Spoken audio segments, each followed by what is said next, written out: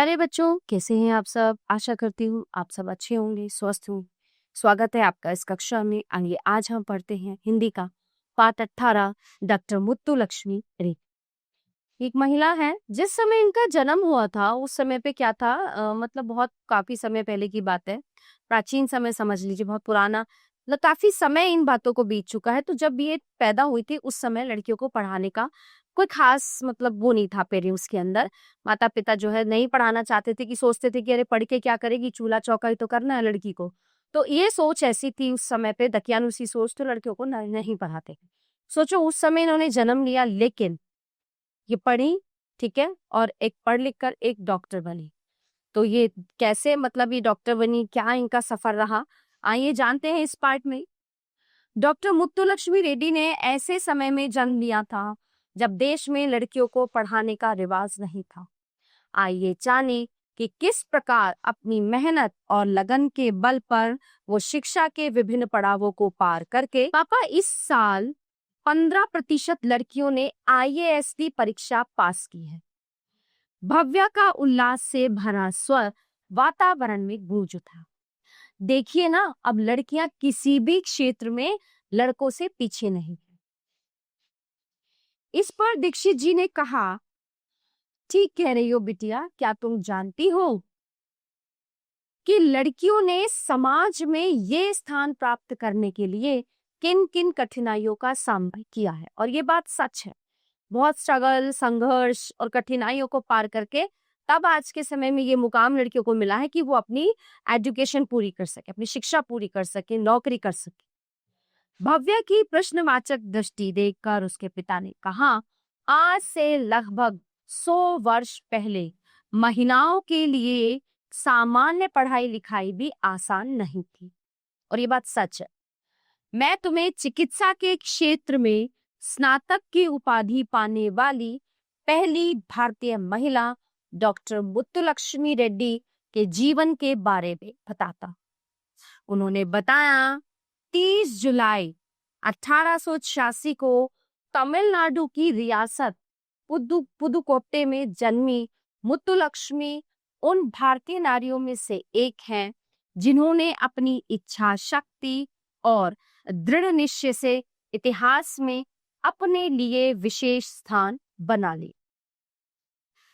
9-10 वर्ष की आयु में ही दमा जैसी बीमारी से ग्रस्त हो जाने पर भी उन्होंने हिम्मत नहीं हारी।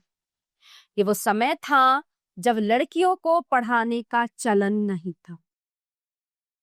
मुत्तुलक्ष्मी के पिता महाराजा कॉलेज के प्राचार्य थे। वे विद्वान व्यक्ति थे। जब पुदुकोट्टई के दीवान साहब ने लड़कियों की शिक्षा के लिए प्राथमिक पाठशाला की स्थापना की, तो मुत्तुलक्ष्मी को पर्दे वाली गाड़ी में बैठकर पाठशाला जाने की अनुमति मिल गई ताकि उनको कोई देख ना सके। यद्यपि छात्राओं को छात्रवृत्ति यानी स्कॉलरशिप उसका लालच दिया गया, फिर भी बहुत कम बालिकाओं को पाठशाला आने के लिए प्रेरित किया जा सका। स्वयं मुत्तुलक्ष्मी के पिता ने उनके अध्यापक से कहा था, मैं चाहता हूं कि मेरी बच्ची धोबी और दूध का हिसाब लिखने लायक पढ़ लिख जाए। उस समय लड़कियों को अंग्रेजी बिल्कुल भी नहीं पढ़ाई जाती थी। अध्यापक महोदय ने मुत्तुलक्ष्मी की प्रतिभा को पहचाना और अपनी शिष्या को फर्स्ट स्टैंडर्ड यानी पहली क्लास तक अंग्रेजी पढ़ा दी। अब मुत्तुलक्ष्मी के पिता दृढ़ चरित्र, अनुशासन प्रिय होने के साथ ही स्वतंत्र विचारों के व्यक्ति थे, यानी कि बहुत मतलब आजाद ख्यालों के थे, कोई बंदिश नहीं थी परिवार में।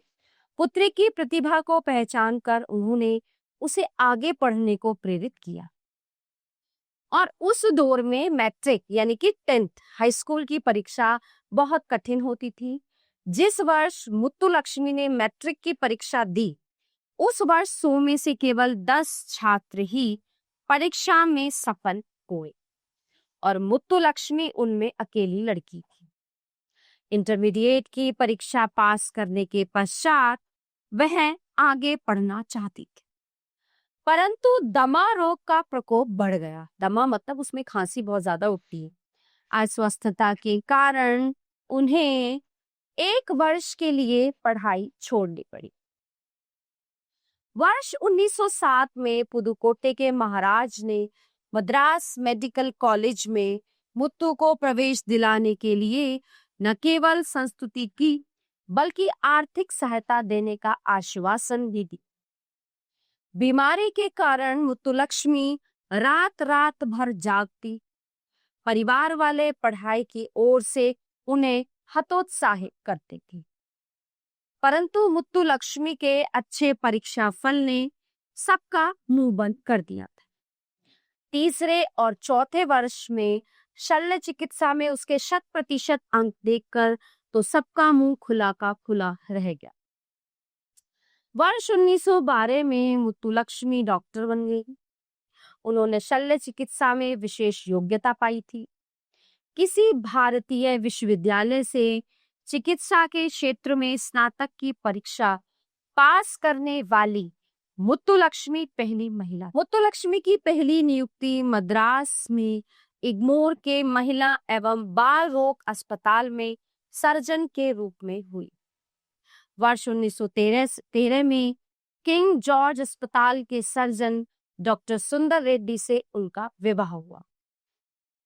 वर्ष 1925 में महिला एवं बाल रोगों के क्षेत्र में उच्च अध्ययन के लिए भारत सरकार की छात्रवृत्ति पर उन्होंने पहली विदेश यात्रा की।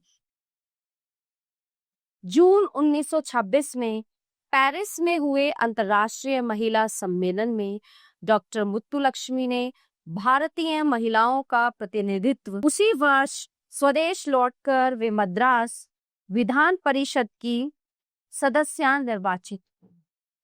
भारत में विधानसभा में इनसे पहले कोई महिला सदस्य नहीं थे।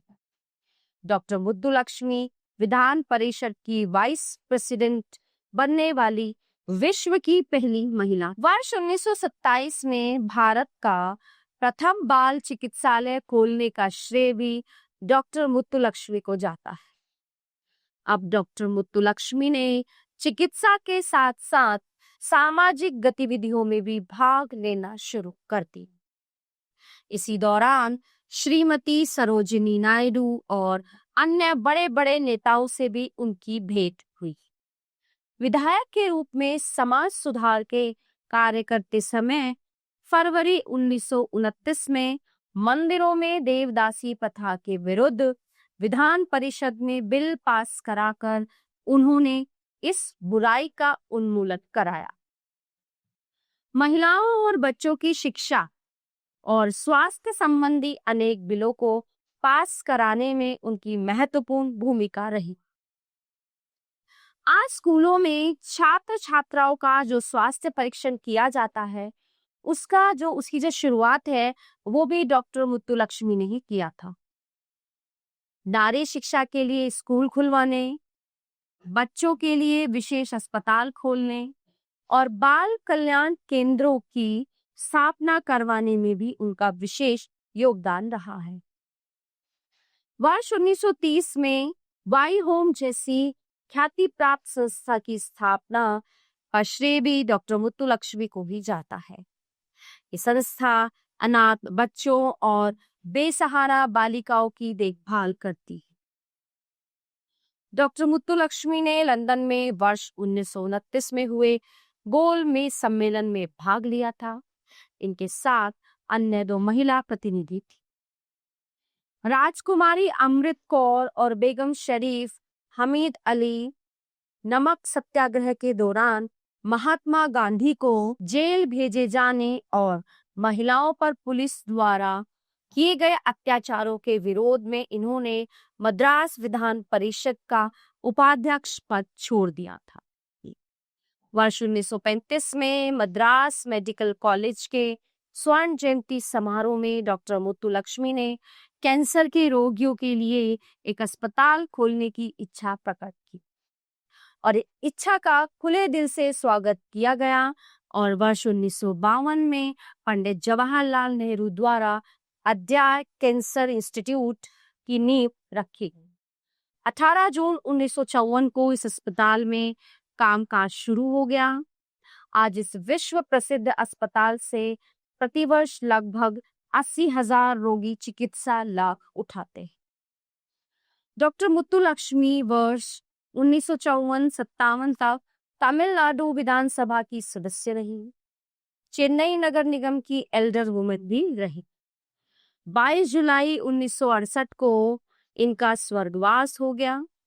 इनके द्वारा प्रज्वलित ज्योति के प्रकाश में आज भारतीय नारी हर क्षेत्र में उन्नति की सीढ़ियां चढ़ रही है। तो ये थी डॉक्टर मुत्तुलक्ष्मी।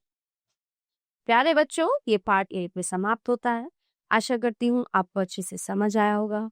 मिलते हैं अगली कक्षा में। धन्यवाद।